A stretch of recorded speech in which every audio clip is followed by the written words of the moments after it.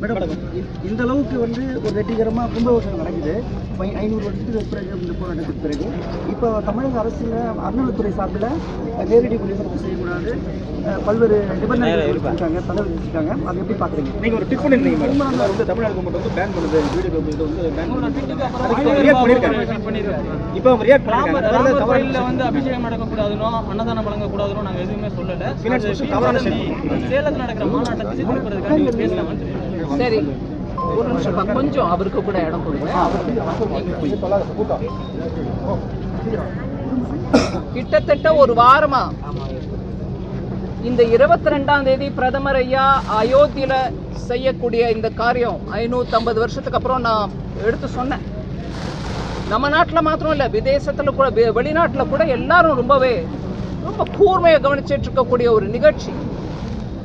இதற்கான ஏற்பாடுகள் மக்கள், வேற எந்த கட்சியோ ஒரு ஆர்கனைசேஷனோ இல்லை, மக்களே அவங்களே அவங்க ஊர்ல இருக்கக்கூடிய கிராமத்து கோவில்ல போய் அங்க இருக்கக்கூடிய கோவில்ல இருந்து அந்த காட்சியை பார்க்கணும் அயோத்தியில அப்படின்னு ஆசைப்பட்டுட்டு நிறைய முயற்சி எடுத்தாங்க, மக்களா எடுத்தாங்க. ஆனா நான் வந்து இறங்கினது நேற்றுக்கு ராத்திரியிலேருந்து எனக்கு கிடைக்கக்கூடிய செய்தி, இது எங்க கட்சிக்காரங்கன்னு மாத்திரம் இல்லை, பொதுமக்கள் கூட நிறைய பேர் எங்களை செய்ய விட மாட்டேங்கிறாங்க, அனுமதி கேட்டா கூட அனுமதி கொடுக்க மாட்டேங்கிறாங்க. ஆனா கொடுக்காம நம்ம லெட்டர் அப்படியே இருக்குது, நான் மறுக்கலையேங்கிறாங்க. ஆனா நாங்க ஒருவேளை அங்க போட்டு ஜமக்காலம் போட்டு உட்கார வைக்கிறதுக்கு, ஒரு சின்ன மேடையை போட்டு பாடுறதுக்கு, இல்ல அதுக்கு ஒரு மைக்க வைக்கிறதுக்குன்னு ஏற்பாடு பண்ண போனா போலீஸை நிக்க வச்சு எங்களை மிரட்டுறாங்க.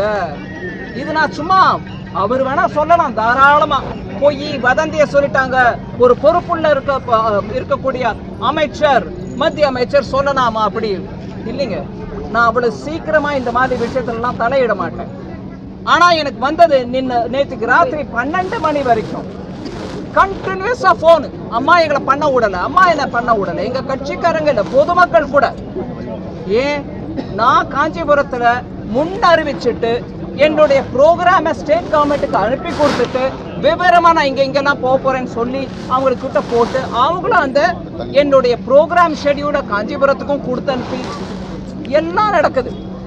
ஆனா நான் கலந்துக்க வேண்டிய அந்த இவெண்ட்ல கூட டிவியை வச்சு பிஎம் நடத்தக்கூடிய அயோத்தியா விவகாரத்தை நீங்க பாக்குறதுக்கு இல்ல, கலப்பு அங்க இருந்து ஒரு சப் இன்ஸ்பெக்டர் அங்க நின்னுகிட்டே எல்லாரையும் மிரட்டினார். அவங்க நிர்வாகிகள் எனக்கு ஃபோன் பண்ணாங்க, நான் நீங்க கூப்பிடுறீங்கன்னு வரேங்க, நான் என்ன பண்ண முடியுதுன்னு அவங்கள கேட்கவும் கேட்டேன். ராத்திரி வரைக்கும் அந்த சப் இன்ஸ்பெக்டர் அங்கிருந்து போல, வரிசை அந்த நிர்வாகிகள் கலெக்டரோட, எஸ்பியோட, அந்த அடிஷனல் எஸ்பியோட வரிசையா எல்லாரோடையும் பேசிட்டு இருக்காங்க. எல்லாரும் சொல்றது என்ன, உங்களுக்கு ரிஜெக்ஷன் லெட்டர் வரலையே, அதனால நீங்க வேணா பண்ணிக்காங்க, அதாவது வேணா பண்ணிக்காங்க, ஆனா கையில லெட்டர் இல்லை, அது பொது இடம், அங்க பண்ணக்கூடாது, லா அண்ட் ஆர்டர் ப்ராப்ளம் வரும்.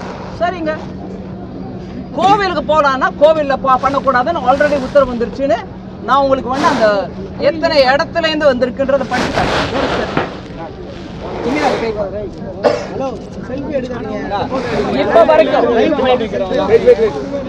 இப்ப வரைக்கும் நான் சும்மா 4-5 விஷயம் உங்களுக்கு சொல்றேன், 4-5 இடம் சொல்றேன்.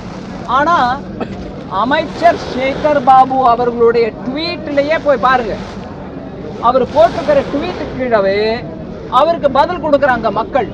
ஐயா அதை பாருங்க, நிராகரிச்சு எனக்கு லெட்டர் வந்துருச்சு, இது என்ன அப்படின்னு ஒருத்தர் கேட்கிறாரு, இன்னொருத்தர் கேட்கிறாரு, 3வது ஆள் கேட்கிறாரு, 4வது ஆள் கேட்கிறாரு. நான் வதந்திய பரப்பலைங்க. இன்னொன்னு சொல்றேன், இன்னைக்கு காலையில தடை அப்படின்னு போட்டு, நேற்று காலையில அது பேப்பர் தினமலர்ல, இன்னைக்கு காலையில நேற்றா, இன்னைக்கு காலையில எனக்கு பதில் கொடுக்கிறாரு அமைச்சர், வதந்திய பரப்பாத அப்படிங்கிறார் அமைச்சர். ஒரு பத்திரிகையாளர், நீங்க எல்லாரும் பத்திரிகையாளர் தான், ஆனா தினமலர் சொன்னா மாத்திரம் அது வதந்தி, மீதி பேர் சொன்னா வதந்தி இல்லைன்னா கூட ஏன் அந்த வதந்திக்கு உடனே பதில் கொடுக்கல அமைச்சர் சேகர் பாபு? இல்லைங்க, நான் அந்த நீங்க பத்திரிகையாளர் பொறுப்போட போட்டிருக்கணும், நீங்க இப்படி போட்டது தப்பு, நான் உங்களுக்கு வாக்குறுதி கொடுக்குறேன், அந்த மாதிரி ஆர்டரே கொடுக்கலன்னு சொன்னா மக்களுக்கு சொல்லுங்க. நீங்க கோவில்ல போய் இதை கொண்டாடணும்னு விரும்புறீங்கன்னா தாராளமா பண்ணிக்கங்க, எந்த விதமான தடுப்பும் இல்லைன்னு சொல்லணுமா இல்லையா? அது சொல்லல. அங்க இப்போ போலீஸ் நிக்கிறாங்க.